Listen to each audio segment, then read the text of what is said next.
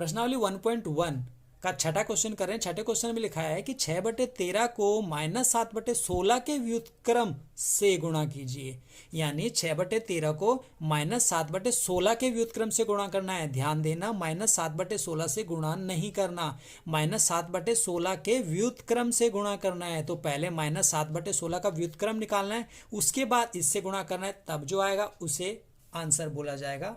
तो चलिए कर लेते हैं। तो पहले तो -7/16 का व्युत्क्रम निकालिए। तो -7/16 का व्युत्क्रम निकाल लेते हैं। व्युत्क्रम क्या होता है? गुणात्मक प्रतिलोम।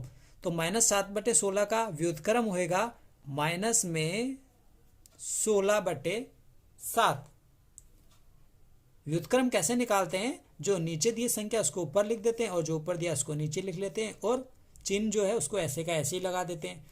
तो अब हमें क्या करना है? 6/13 को -7/16 के व्युत्क्रम से गुणा करना है। -7/16 का व्युत्क्रम ये रहा, इससे गुणा करना है। तो 6/13 लिखेंगे और उसके बाद इसको गुणा करेंगे -16/7, ऐसे गुणा करेंगे। और गुणा करने के लिए ऊपर वाले को ऊपर वाले से, नीचे वाले को नीचे वाले से गुणा करेंगे। तो चलिए गुणा करते हैं और देखते हैं क्या आंसर आता है। तो 16 और 6 को अगर गुणा करेंगे तो आएगा -96 और नीचे 13 और 7 को गुणा करेंगे तो आएगा 91।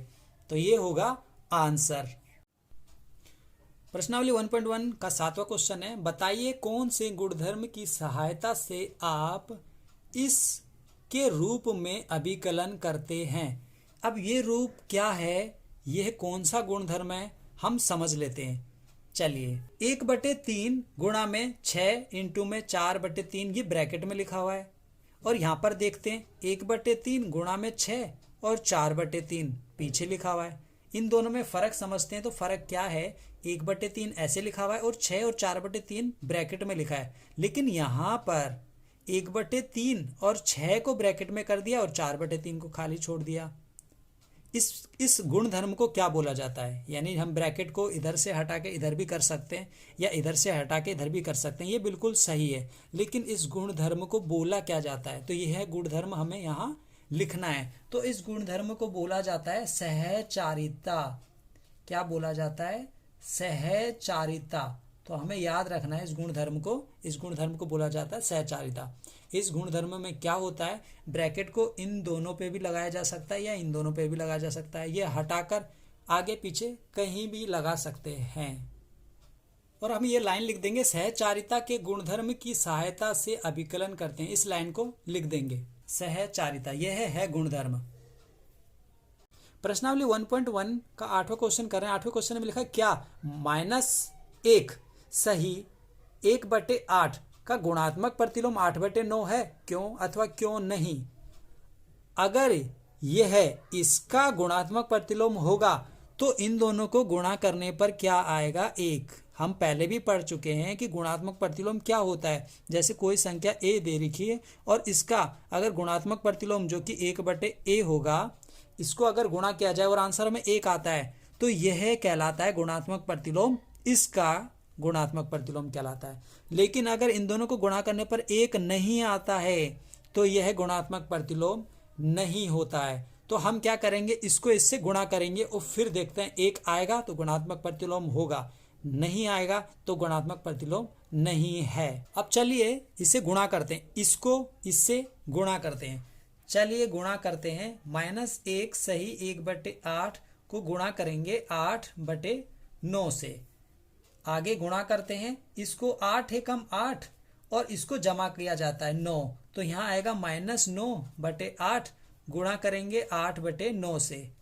आगे चलते हैं, 9 और 8 को गुणा करेंगे तो 72 आएगा और नीचे भी 8 और 9 को गुणा करेंगे तो 72 आएगा। लेकिन यहाँ ये देखो माइनस है तो माइनस लगा देंगे। अब इस 72 से 72 कट जाएगा तो हम आंसर देख रहे हैं तो आंसर आ रहा है -1।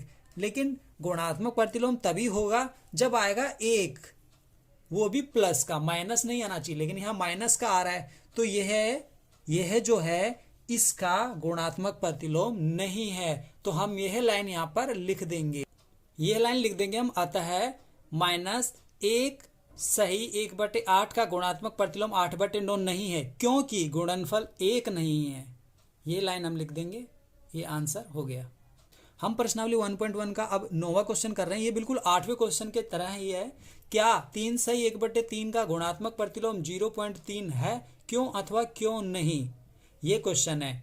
अब जैसे 8वें क्वेश्चन में हमने इन दोनों को गुणा कर कर देखा था, अगर 1 आता है तो गुणात्मक प्रतिलोम है, अगर नहीं आता है तो गुणात्मक प्रतिलोम नहीं है। तो हम पहले इसको गुणा कर कर देखेंगे। तो चलिए गुणा करते हैं।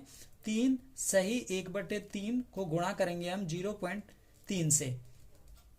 3 3 9 और 1 जमा करेंगे तो आएगा 10। तो यहाँ पर आएगा 10/3 गुणा यहाँ 0.3 आएगा। अब ये जो 10/3 है गुणा में इस 0.3 को हम कैसे लिख सकते हैं? देखिए ये 0 यहाँ पॉइंट यहाँ 3, हम क्या कर सकते हैं, बटे में 1 पॉइंट की जगह हम 1 लगाते हैं और इसके बाद जितनी संख्या है, एक संख्या है तो 0 लगा देते हैं, ऊपर बचेगा 3, तो ऊपर से पॉइंट हट जाता है। इस प्रकार से हम पॉइंट हटा देते हैं, तो ये 3 बचा ऊपर। अब हम क्या करेंगे, इसको काटेंगे। 10 3 पहले तो गुणा कर लेते हैं, 10 या 30, नीचे वाले को भी 3 और 10 30। अब इस 30 से 30 काट देंगे और आंसर में आएगा 1, और हमें क्या चाहिए था 1, और 1 आ रहा है। तो इसका क्या मतलब है, इसका मतलब है 3 सही 1/3 का गुणात्मक प्रतिलोम 0.3 है। यह लाइन हम यहाँ पर लिख देंगे, हम ये लाइन लिख देंगे। आता है 3 सही 1/3 का गुणात्मक प्रतिलोम 0.3 है क्योंकि गुणनफल 1 है। यह लाइन हम यहाँ पर लिख देंगे, ये आंसर हो गया।